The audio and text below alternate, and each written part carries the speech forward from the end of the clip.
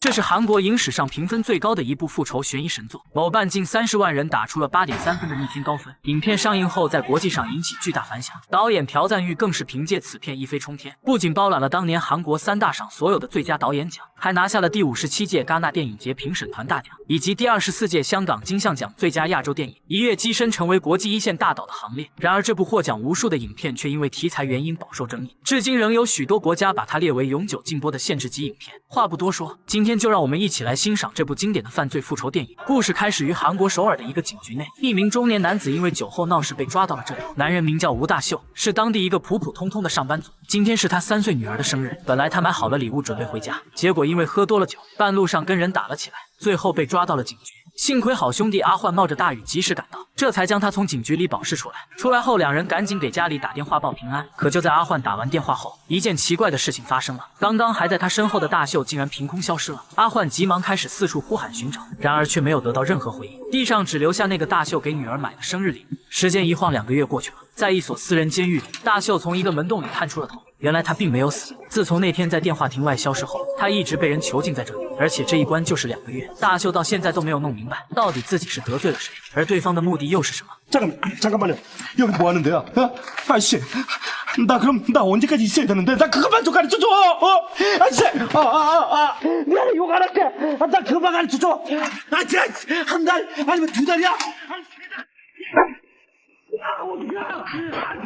人最害怕的就是看不到希望。在这间没有期限的牢房里，大秀每天过着暗无天日的生活。1日3餐顿顿都是难以下咽的煎饺，房间里仅有的那扇窗户也是假的，唯一可以供他娱乐的就是那台破旧的电视机，但里面永远只能看健身、美食和新闻这3个频道。为了防止他长时间压抑产生精神疾病，牢房里每天都会定时释放出一种催眠毒气，以此来强制让他入睡。这天，大秀再次被毒气迷晕，2个西装革履的男人走了进来，帮他打扫干净房间并修剪了头发，随后又从他的手上取走了一管血液。本以为这只是对方的一次常规操作，没想到第2天，大秀在电视里看到了一则新闻，他的妻子被人杀害死在了家中，而警察在现场发现了他的毛发和血迹，显然无故失踪的他成了警方最大的怀疑对象。这个消息顿时令大秀如鲠在喉，他瞬间感觉到无数只蚂蚁从身体里蜂拥而出，绝望的他只能选择自杀来解脱。可是尝试了好几次，最终都被人给救了回来。大秀终于明白，关他的人并不想让他死，只想留在这里慢慢折磨他。他渐渐放弃了自杀的念头，既然死都死不了，那不如试着努力活下来。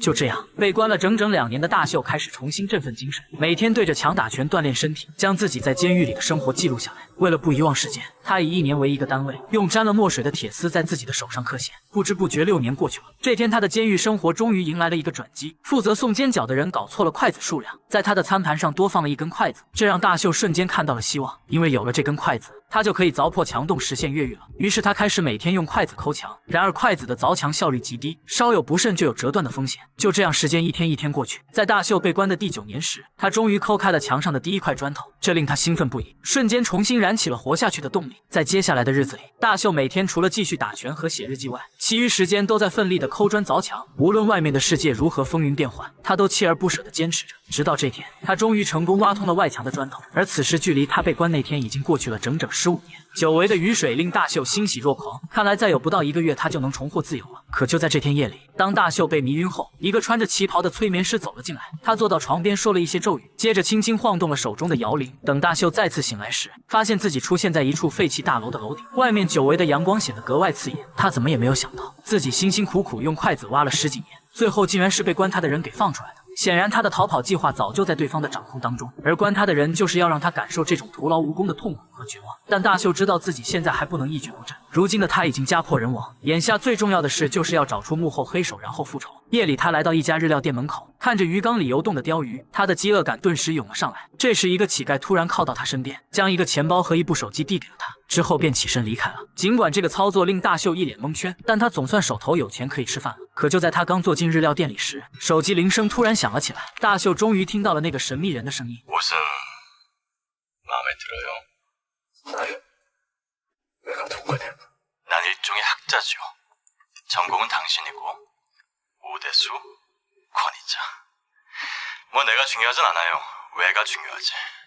잘 생각해봐요. 인생을 통째로 복습하는 거야.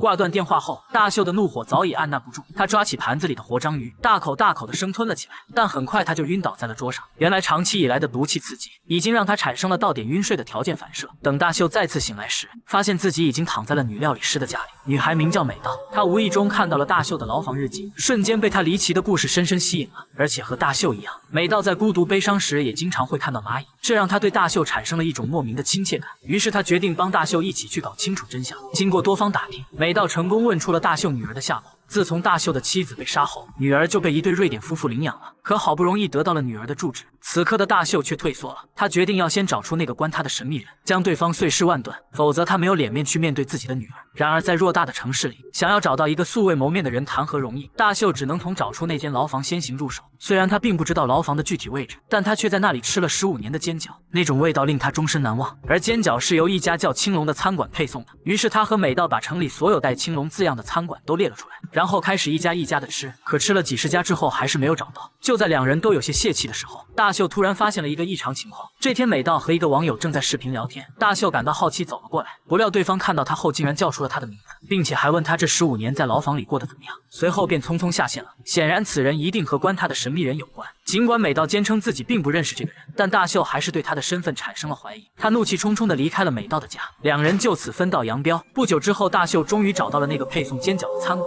原来是一家叫紫青龙的中华料理店。顺着店里外卖小哥的送餐路线，大秀一路狂奔尾随，最终他成功找到了那个关押了他15年的地方。这里是一间十分隐蔽的私人监狱，专门帮人秘密关押犯人和仇家，而关押时长则根据客户支付的金额来计算。为了问出关押他的人是谁，大秀把这里的监狱长给绑了起来，接着二话不说，用铁钳直接拔掉了对方的几颗门牙。监狱长见状也只能乖乖开了口，他并不知道关押大秀的人是谁。为了保护客户的隐私，他们从来不当面交易。不过监狱长还是留了一手，他把跟客户的通话都偷偷录了下来。随后在监狱长的配合下，大秀成功找到了自己的那盘录音带。可当他准备离开监狱时，外面的打手却将这里团团包围了。昏暗的走廊里，双方瞬间展开了激战。凭借在狱中多年来的打拳锻炼，大秀在人群中杀进杀出，即便身上被刺中数刀，他最终硬是爬起来将所有人全部干翻。成功从监狱里出来后，大秀全身上下已经被鲜血浸透，没走几步就倒在了人行道上。这时一个好心的小伙子赶紧把他扶了起来，随后将他送上了一辆出租车。可就在大秀刚说完谢谢后，小伙子突然将头伸进了车窗。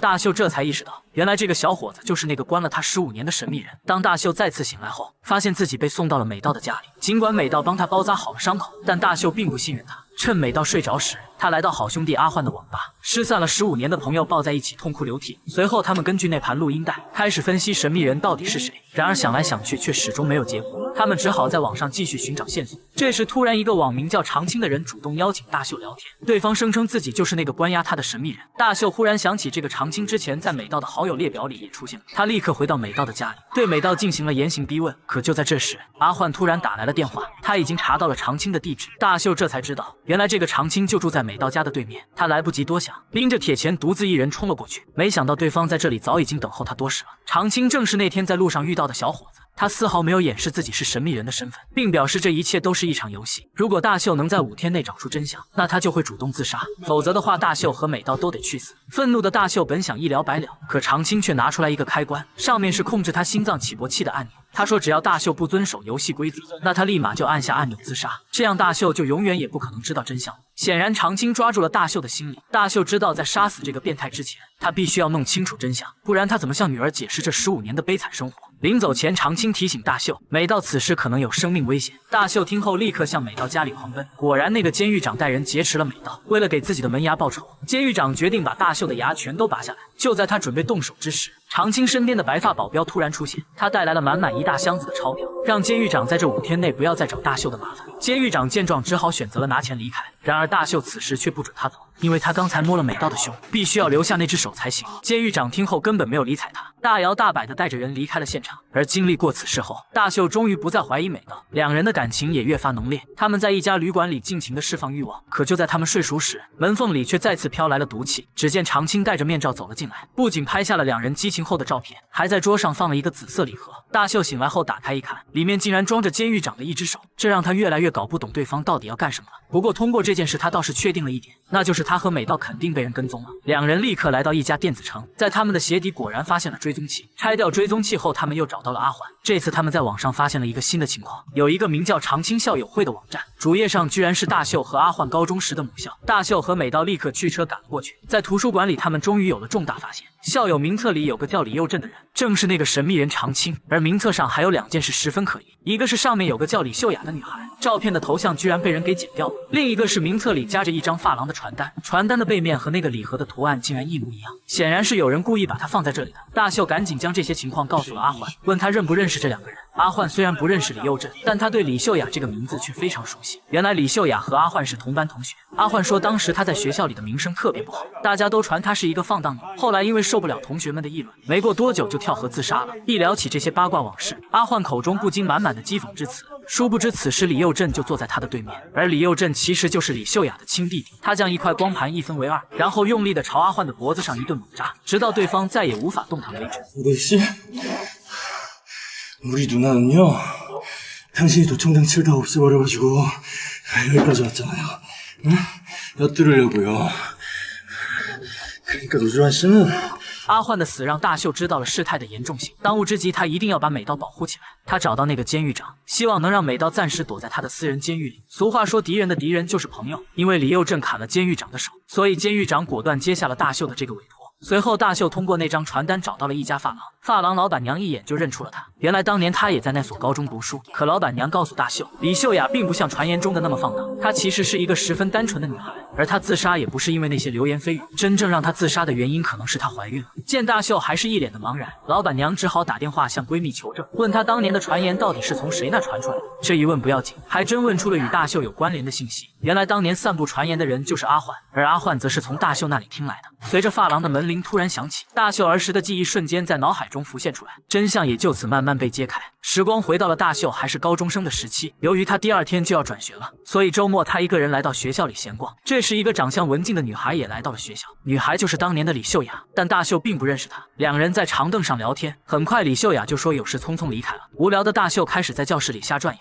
突然他看到李秀雅和一个男孩跑进了实验室，于是他立刻跟了上去。透过窗户他看到2个人在屋里追逐打闹，之后男孩竟然脱下了李秀雅的内裤。就在2人暧昧之时，李秀雅突然发现了正在偷看的大秀，大秀见状慌忙逃离了现场。转学前他将这件事告诉了好兄弟阿环，并叮嘱对方不要到处乱说，没想到阿环却把这个秘密告诉了女友，最后弄得全校皆知。不久之后李秀雅就跳河自杀了，而当时那个男孩正是他的弟弟李佑镇。事情终于真相大白，时间也刚好到了约定的第5天。李佑镇之所以选择这天作为最后的期限，也正是因为这天是姐姐李秀雅的忌日。美道劝大秀就此罢手，既然已经知道了真相，那就不要再往对方的火坑里跳了，不如他们2人远走高飞离开这个地方。可大秀并没有听美道的建议，他执意要去找李佑镇复仇不可。殊不知正是这个决定，让他彻底走向了万劫不复的地狱。根据李佑镇之前说自己住在高塔的描述，大秀找到了全城最高的那栋大楼。果然在这里他遇到了李佑镇和那个白发保镖，3人若无其事地乘着电梯来到了最顶层。屋里的小弟们见状立刻对大秀发动了攻击，可他们根本就不是大秀的对手，